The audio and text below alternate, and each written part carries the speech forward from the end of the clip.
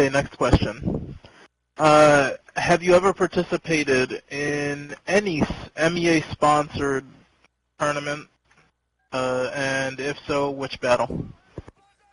I have participated in a lot of MEA's Halo 3 tournaments. There was one where it was myself and High Pie. We were undefeated. It took 4 hours. I'm not over-exaggerating. 4 hours to get to the finals. And we got beat by Team Priceless, which was Memory and Golly Shots.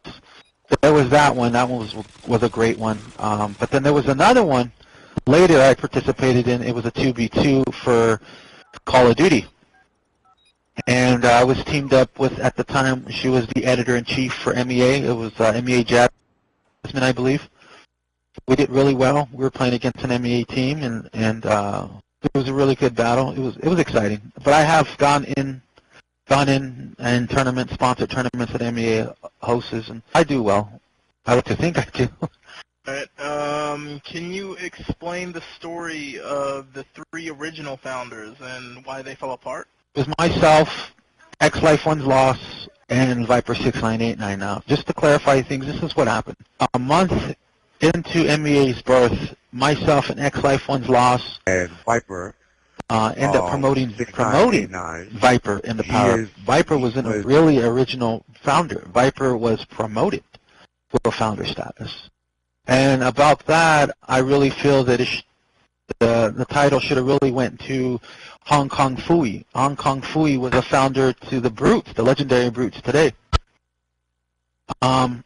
I would later in time tell Hong Kong that I agree I should have gave it to you rather than the Viper. X-Life One's Loss took off to the United States Navy, and he occasionally, once in a great while, makes an appearance. Here and there, he'll show up for like a week, see how things are, and then he'll leave just to check up on us. Viper, on the other hand, was a different story. So X-Life One's Loss takes off. Myself and Viper are in charge. He didn't like the way the ideas that I had, so I wanted to take MEA in a different way. He wanted to go a different route. Being the founder and him having close ties with the people in the barracks and the officers, you know, Civil War broke out, which I'm sure you guys know your history. Civil War broke out. It was ugly. It was a stressful time for all of us. Didn't know what was going to happen. But that was the falling out. We're still here. We're still looking good, sharp, and we're hungry. What is the story with Athena? Like how did you meet Athena? Uh-oh, the bitch is back. This is MEA Athena, proud Hall of Famer of MEA. I'm sure you guys have heard of me. I've seen so many clans fall flat on their face trying to come after us and conquer us. Well, guess what? We are still here. MEA stands strong. Athena was the leader to a community called DKG. DKG was a descendant of KSI. And CKG was, they were supposed to be, I think it was Killing Contract Incorporated or something like that. I think that's what it stood for. But she was second in command. The first in command left, so she took over. She encountered the aggressive side of MEA, and she got conquered. So in the world she came from, like the social candy canes, cupcakes, and little puppy kind of world that she come from, she was a big dog. She was one of the bigger dogs in the yard. But when she encountered like the hardcore aggressive species like MEA, this came from her own mouth. She said, I was intimidated. It was something that I had never experienced before. You know, the whole, no sir, yes sir, this is Lucky Mrs. Seven May take the floor. You know, this kind of stuff. She wasn't used to that kind of thing, and intrigued her. So in her mind, she eventually wanted to try to capture us. She couldn't. It was her that would eventually be conquered. Her clan merged with MEA, and that's how I met Athena. In time, I had to retrain the girl the MEA way, to be aggressive, to be hungry, to be smart about things, to go in and manipulate and con. And she helped me found, Athena actually helped me found the archive department. In fact, she helped literally write the book for MEA on the archive department. I mean, I have to at least give her that much. To deny that is to deny our own history, you know. But she helped write the book in the archive department here in MEA. And then in time, she just kind of went astray, lost her course, and tries to come back. And, you know, I mean, nowadays it's just she lost a lot of credibility with myself and a lot of high-ranking people at MEA, so we really don't pay too much attention to her. I mean, it's just a classic case. It's going to run your mouth and let's take out MEA. I mean, we've seen them fail time and time again, so she's no different than Mumu or Legends or Shadow Wolf himself. All right. What about Infected? Like, what's the story with Infected? Infected and Demon. They're a pair. Okay, wherever one goes, the other one goes. And Infected and Demon remind me of the Merc and Matt from the NBP or the Halo 3. You know, they remind me a lot of those guys, like a pair, like Merc and Matt were back in the day. Infected, never been in the clan before. Infected was he was in the 216. Infected likes to claim that he was original 216, but that's actually not true. If you ask Irish 216, he'll tell you Infected didn't actually come into 216 until a year and a half later. And the kid had potential, but I think my biggest flaw with him was that I moved him up too quickly before he was ready to be moved up, and he got overwhelmed with a lot of work, a lot of power at a rapid rate. But I knew his ultimate test for loyalty would be once I changed the government and removed him out of the power as a chairman. It was going to be the ultimate test of loyalty. Are you really here for the MEA? Are you really here for your own personal gain? Well, it turned out that he was here for his own personal gain. Now, being that high up in MEA, I worked really, really closely with those kind of managers in MEA. I got to know the guy. We talked a lot on the phone. I mean, there have been times where he was crying because the girl he was dating at the time was cheating on him and stuff, and I was there trying to counsel him, coach. I'm trying to be a friend to him, you know, mentor to him. There's been some videos on YouTube where he says, I have more respect for you, Lucky, than anyone else. Message. Hey, Zach again. I'm sorry, my phone fucking turned off after I picked up that message. But like I was saying, dude, I respect you more than a lot of people I've ever met in my life. And I want you to call me back. I would like to talk to you. I'm talking to you because you're somebody I respect. You really fucking helped me, dude. You can tell anybody you want about this phone call. I really don't care. I don't want problems between us because I still respect you immensely. I respect you, Sean, Kevin, Anubis, fucking my dad above all else, and the rest of my family. Please, give me a call back, 212. Right next to my dad himself, blah, blah, blah. I mean, these kind of things I'm not making up. You can do the homework and research and see it for yourself. So in fact, it was somebody I felt that I moved up too damn quick, too fast. Okay. Is it true that MEA once conquered an ally? Yes. Fortunately, yes, we did. There was an ally, one of MEA's first allies next to Evil Shadows DU. It was called Lone Phoenix. We needed a new friend at the time, and we kind of rushed into things. And this is before Archive was born, by the way. In fact, because of this incident, it's why I myself and Athena formed the foundation in the archive department, so that we wouldn't have another incident like this again. But we rushed into things without taking our time and making the decision the proper way.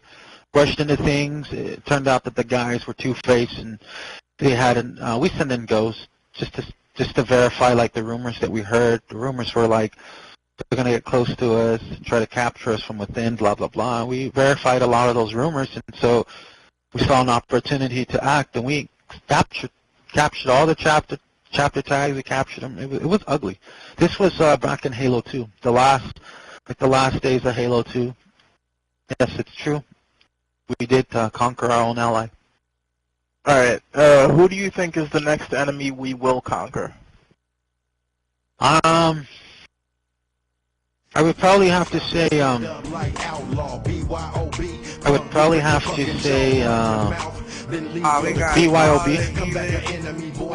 BYOB because they've just been nitpicking. I mean, he really hasn't done any damage to MEA, but he'll hit, run away, hit, run away, hit, run away, and I'm just getting fed up with it. I think I'll just give the order one day. Instead of doing like how we do wars now, sending different just cells to go intercept a clan, I think I'm actually just to be an asshole. I'll plunge the entire empire into war, overwhelm them. Like if we transferred 5,000 soldiers or something, or or we transferred X amount of members into his one little area, I don't think he can put up efficient resistance. He'd be conquered. And I think it'd be something that would take place no more than 48 hours. Really interesting. Okay, pertaining to war, what was one of the greatest wars that was fought? What was one of the greatest wars that MEA has ever fought? Fuck, the shit that had been. I would probably have to say though, it would sit Call of Duty. It would have to be the GGG war. Would probably be one of the highlights for MEA. It was another break off, but this guy was smart enough to unite our enemies and then to put them all under one banner. It was pretty intense. The guy's name was something Darkness. Rave Darkness. There you go. I can even remember the guy's name. Wow, this was like 4 years ago. Rave Darkness was one guy that he brought a fight to MEA, raising hell and talking shit and this and that. Another one would have to be going back to the NBP conflict because it was so personal. It was Unreal Hunter and Merc. It was an ugly thing for MEA. Another one would have to be. Guys, this is a very important message. FAG and Keemstar Nation is going to war against the clan known as MEA. You see these kids? Destroy them.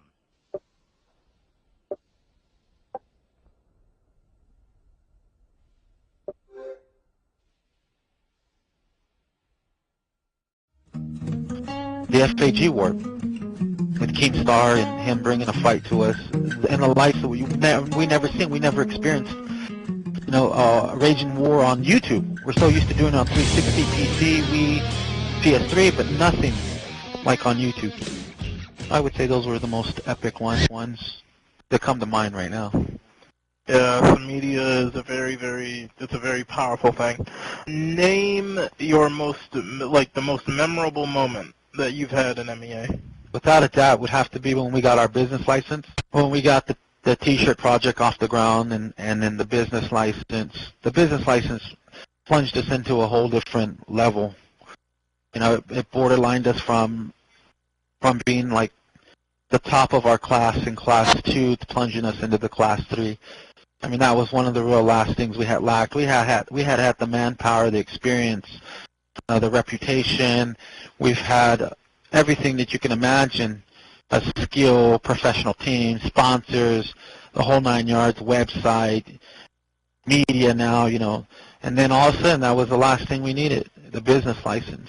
We're doing really well when it comes to the corporate office here in MEA, really well. We have a little bit more funding than most Class 3 clans, a little bit more funding. We shouldn't have more funding than Class 1, Class 2s. So we have a little bit of money there sitting back. If a high-ranking guy, Xbox Red Rings or something, it's been known the corporate office shoots them heads. If you're my best recruit, I'm going to shoot you a headset. If you're one of my best players, your remote goes out, we're going to shoot you a remote. If you're one of my top officers and I need you, especially during wartime, I'll shoot you a 360. I've done it with a lot of guys in MEA, Merc being one of them, done it with Redneck. I've shot different games, different things to different people because of the skill they had and everything they're contributing to MEA. So eventually it pays, we try to pay you back in the way we know how, you know what I'm saying? So the business aspect, and that was the benefit of having the business license, and that was one of our main triumphs and one of our biggest goals that we achieved here in MEA. Okay, last question. Do you think MEA will ever be overtaken?